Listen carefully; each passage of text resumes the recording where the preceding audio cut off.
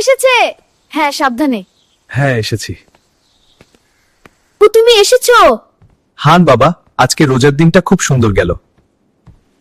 আব্বু, আজ এত বেশি ইফতার কেন? রামাদান আমাদের অন্যদের কথা মনে করতে শেখায়। কারিম চাচা একা বসে আছে, কাছে গিয়ে দেখি। চলো আজকের ইফতার আমরা শেয়ার করি। জি আব্বু। এবার খাবো। শুভ ইফতার। শুভ ইফতার।